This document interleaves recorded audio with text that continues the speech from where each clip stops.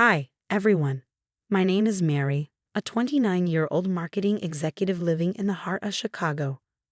I'm 6 months into married life with my amazing husband, William, a brilliant software engineer. Together, we've built our dream home, a sleek, modern apartment that feels like a slice of heaven after long, busy days at work. Babe, have you seen my laptop charger? William called out one morning, rushing around in his usual pre-work frenzy. Check the drawer in the entryway, I replied, sipping my coffee as I admired our carefully curated living room. Every piece of furniture had been a joint decision, reflecting our shared taste and values. Just as William unearthed his charger, a sharp knock echoed through the apartment. My stomach sank. I knew that knock. "Susan," I muttered to William, plastering on a smile as he opened the door.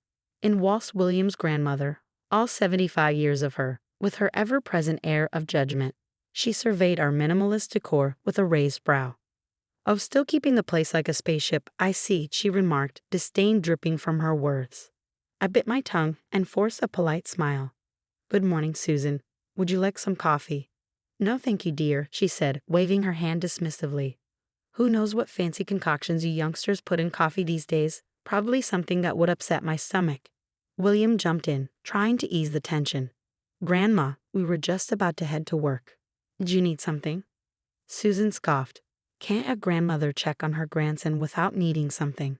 I just wanted to see if you finally added some warmth to this place." I couldn't help myself. "We love our home, Susan. It's exactly how we want it."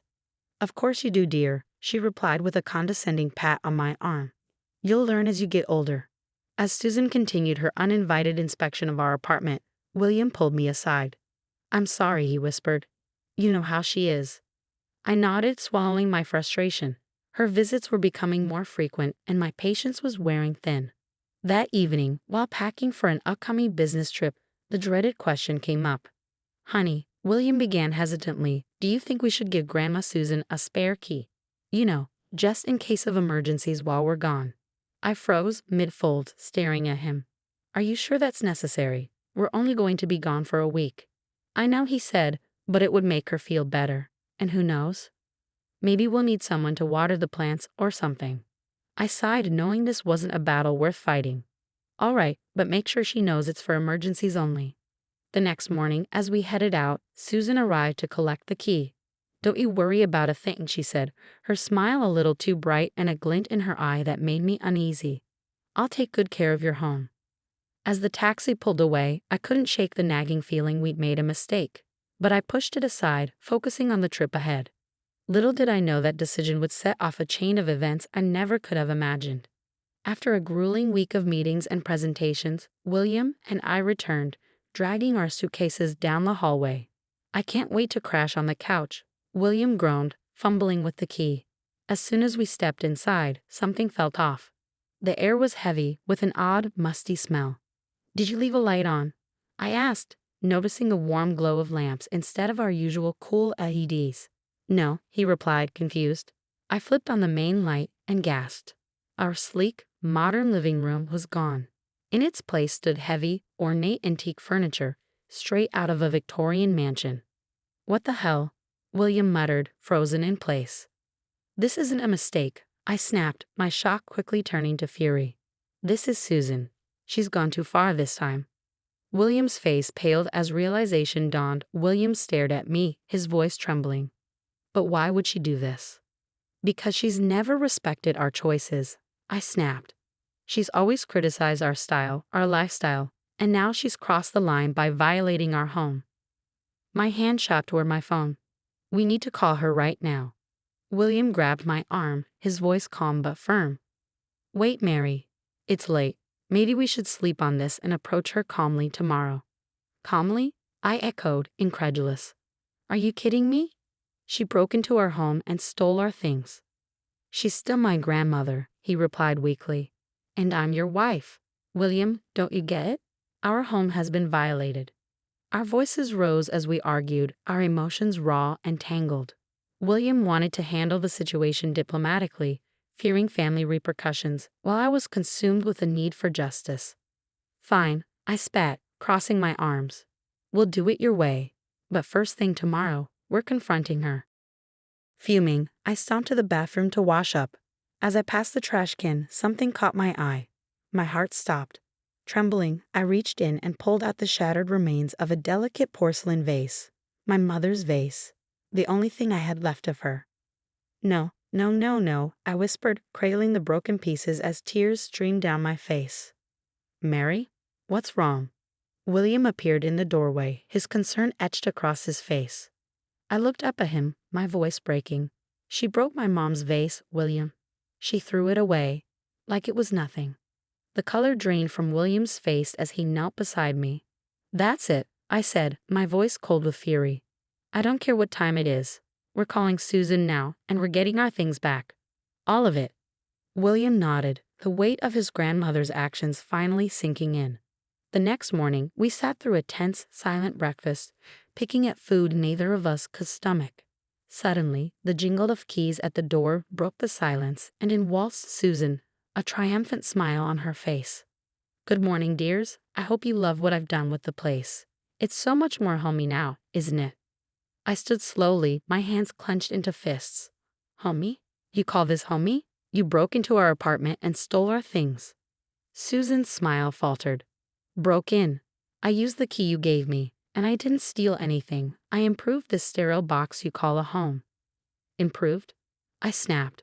You replaced everything without our permission. You threw away our belongings. William stepped between us, his tone measured but firm.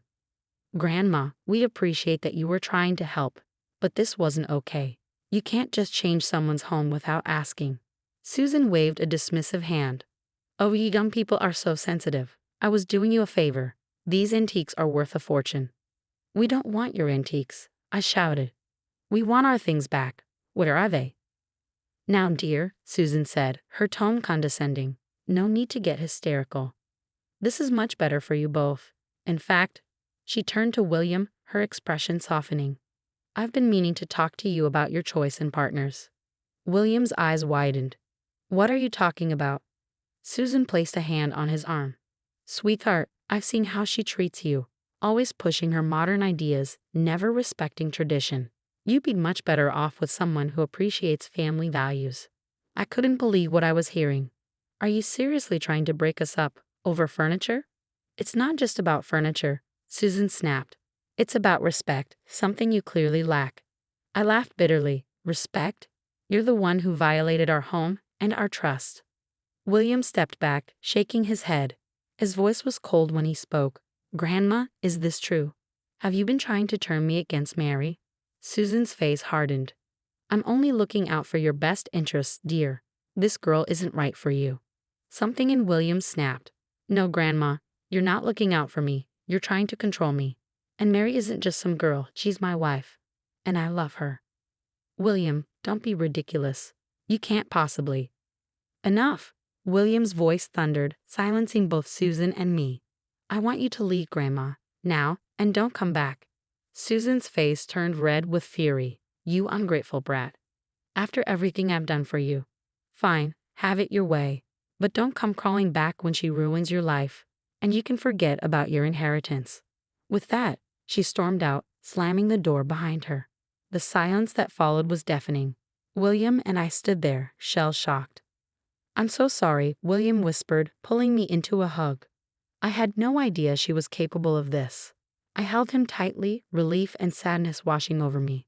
It's not your fault, but what do we do now? The next few hours were a whirlwind of assessing the damage. Many of our belongings were gone, and others were damaged beyond repair.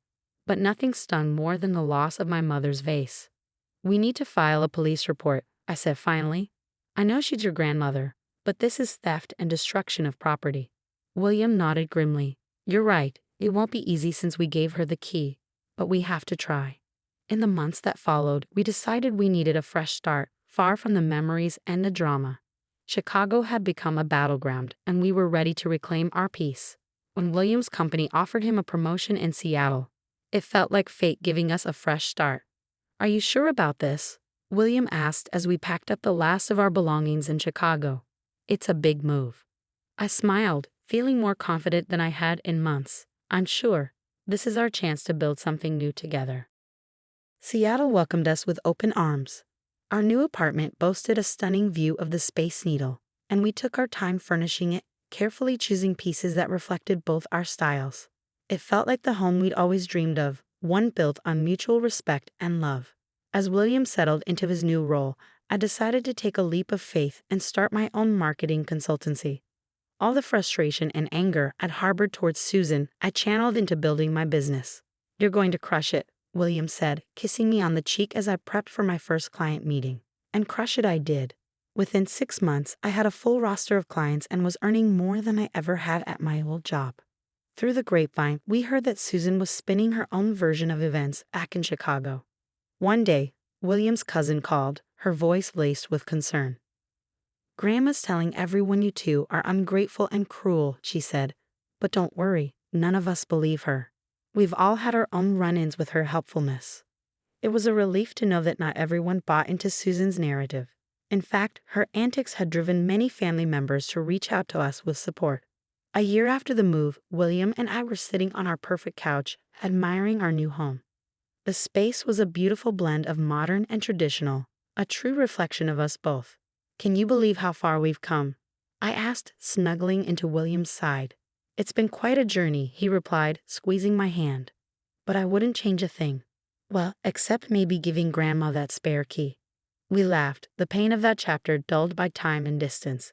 The next day, we received an unexpected call from William's dad. "You won't believe this," he said, his tone a mix of shock and something else. "Your grandmother's been scammed. She's lost nearly all her savings." Apparently, Susan had fallen victim to fraudsters who preyed on her need for control, convincing her to invest in a scheme promising to teach ungrateful youth the value of tradition. When William hung up the phone, we sat in silence for a moment, processing the news. "I don't feel happy about this," I admitted quietly. "Just a strange sense of karmic justice." "You okay?" I asked, watching William's face carefully. He nodded slowly. "Yeah, I am. It's sad, but it feels like the universe is balancing things out, you know?" I nodded, understanding exactly what he meant. We didn't celebrate Susan's downfall, but neither could we deny the poetic nature of it all. As I reflected on everything we'd been through, the pain, the anger, the fresh start, I realized it had all led us to this moment. We were stronger, wiser, and happier than ever. If you were in my shoes, would you have confronted Susan immediately or taken William's diplomatic approach? And how would you have handled the aftermath, cut all ties, or try to maintain some family connection? If you enjoyed this story of overcoming toxic family dynamics, please hit that like button. It really helps the channel grow. And don't forget to subscribe for more real-life drama. Thanks for watching, and I'll see you in the next video.